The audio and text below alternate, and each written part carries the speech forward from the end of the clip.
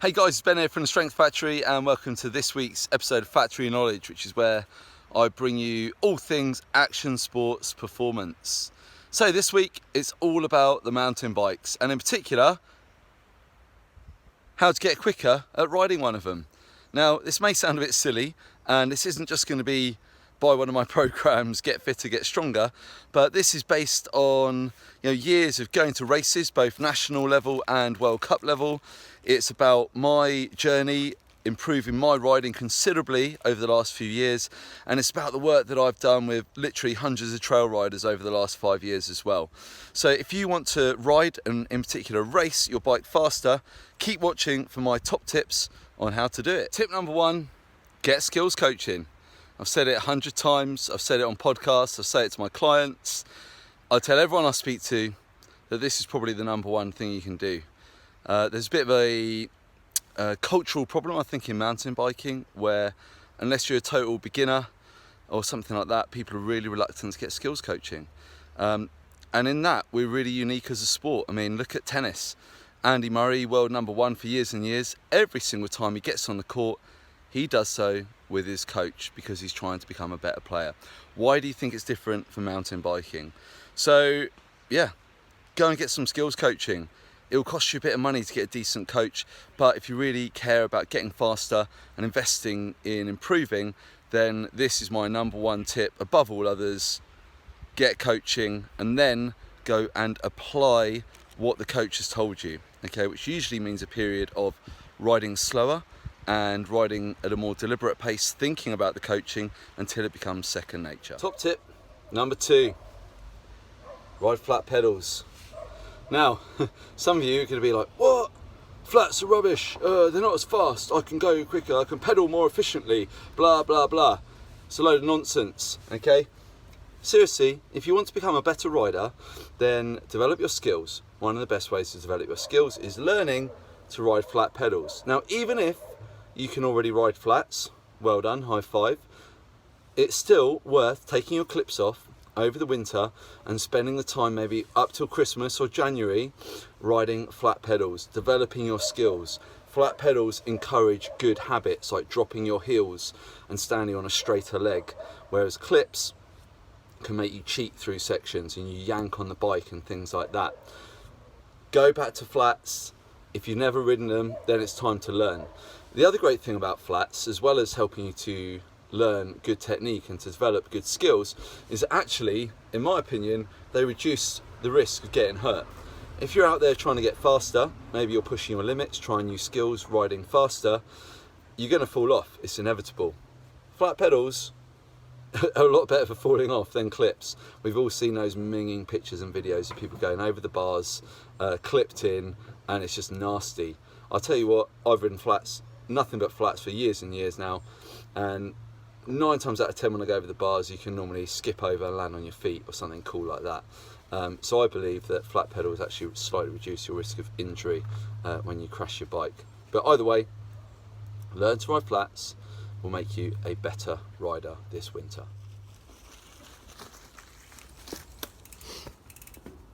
Ben's top tip number 3 for getting faster on your bike is to improve your aerobic fitness. Now, I did promise not to go on about strength and fitness, but this one is really important. And it's often overlooked, especially by the downhill guys and a lot of racers in general who just focus on the high level, high intensity, bang, bang, bang, the bee stings and stuff like that, which should actually be a minority part of your program, okay? Building a sound and solid aerobic base of fitness over the winter is gonna help support the rest of your training in the spring. Aerobic fitness will help the trail enduro rider ride all day, and it helps you recover between runs, and it helps you to, improve your endurance and your ability to enjoy riding all day and to recover in between enduro stages. For the downhiller, improved aerobic fitness is going to help you recover between downhill runs, recover between sprints, and it's just going to support you and give you more energy across a whole race weekend of practice runs, qualifying runs and race runs. So aerobic fitness combined with strength is going to mean that you hit that race run on Sunday afternoon feeling amazing. How to do it is real simple. It's low level base miles, okay? On road, off road, even an e-bike, dare I say it. If you're using a heart rate monitor, then zone 2 is what we're looking at here. If you're not using a heart rate monitor, then try and work at about a level 3 out of 10 intensity, where 10 is your eyeballs popping out and 1 is, you know, literally basically just rolling down the street as slow as you can. Another top tip while you're doing your aerobic work is to breathe entirely through your nose. Try it, see how you get on. Top tip number 4, ride with quicker people. Now this is a big one. If you are normally the fastest person in your group on most of your rides, then your ability to get faster, in my opinion, is really limited. From my personal experience, one of the things that has really helped me to progress in my riding over the last few years is moving to Bristol, where it seems like everybody is absolutely pinned, okay? And I went to suddenly being a really slow rider in comparison to most of the locals I was riding with. Luckily, I got in with a real good group. They're really fast, and that's really helped me to develop my riding over the last few years. Now, I'm not saying ditch all your riding mates like a set of old worn out tyres and take them down the skip, okay? But if you are normally one of the fast ones in the group, or there's nobody really pushing the pace on the downhills on the skill side, then, you know, social media is a great place to find some riding buddies, maybe your local shop, local club, or local races and things like that are great places to meet faster riders. And just doing occasional faster rides with better, more skillful riders really opens your eyes to what's possible on a bike. Because sometimes you think you've got a section and your local trail's dialed, and then you ride it with someone else and it's their first time down it, and they just open your eyes to just how quickly it can be ridden, off the brakes, leaning it in and all that sort of thing. So, ride with faster people. Tip 5, ride in shitty, nasty, horrible conditions all through the winter. When other people are saying, oh, the trails are too wet, it'll be rubbish, it's too slippery, there'll be no grip, da da da da da. Those people aren't going to get better this winter. You can do. I'm here at my local spot, literally 10 minutes from my house, and it's been raining all morning, and whilst I'm not actually covered in mud, it's because it's clay here. And when it's wet, if you know clay, you just skate around on top of it, no tyre bites through it. But yet, you still come out, you still have a sick ride, you still develop your skills because the bike's constantly moving around underneath you. And it's that extra bike time, number one, that contributes to you being a better rider, and it's extra bike time in tricky and difficult conditions. The other thing I'd say on this note is really thinking about riding trails and conditions that you're not so keen on. Like, we've all got our strengths and weaknesses. The stuff you don't like riding is probably because you're not very good at it. There's a great opportunity to take your riding and your skill to the next level. Top tip number 6 for how to ride your bike faster is what I call developing your riding vocabulary. Now that sounds a bit jargony, but what I mean by that is developing all the different types of bike, terrain and skills and styles that you can ride. So if you've got the opportunity to this winter, then put your normal bike to one side and ride some hardtail. Similarly, a lot of downhillers ride motocross in the winter. If you're an enduro rider, then maybe you can borrow or get on a cheap downhill bike off of eBay or something like that to do some downhill time over the winter.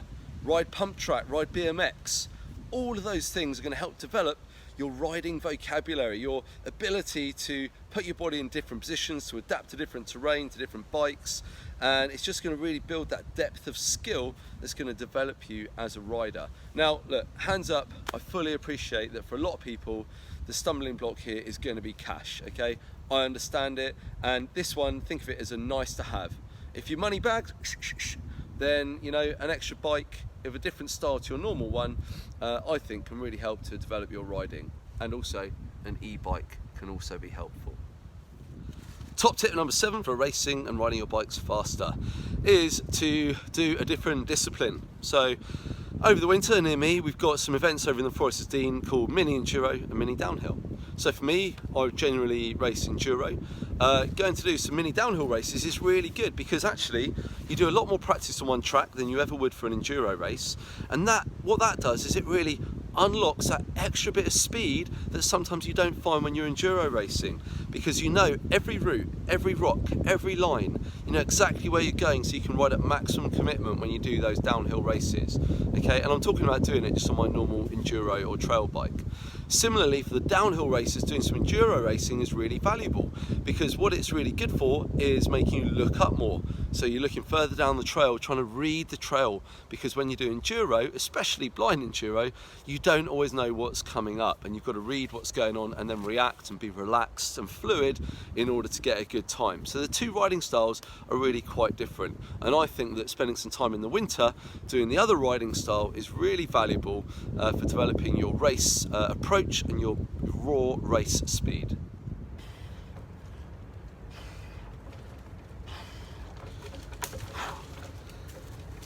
My final point, sorry not sorry, get stronger.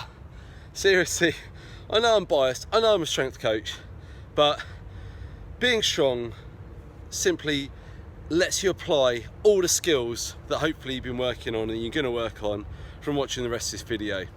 You can have all the silky skills in the world, but if you're not strong, if you're not fit, you can't apply them, at least not after the first uphill climb, not after the first sprint, or not after the first few practice runs on an uplift day or the race weekend.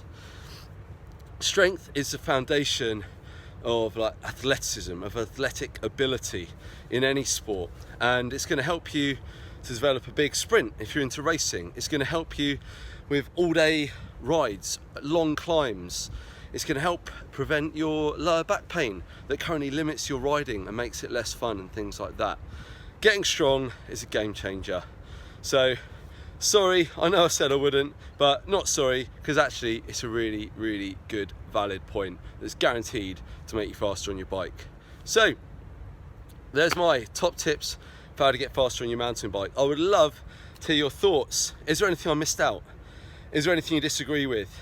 Is there anything that's a bit controversial? Okay, share this with your mates, see what they think. You know, maybe you can work on this together. Mountain biking's fun, it's a social sport, and that's why we love it so much. Okay, I'm not saying you have to be serious about training and self-improvement the whole time, but you can apply all of these things to get better on your bike this winter, whether it's your trip to Morzine next summer, or whether it's a full season of racing, or one day you dream of being a pro. Hit me up in the comments, drop me a message, find me an email, share this, like it, subscribe, and I'll see you next week with more factory knowledge.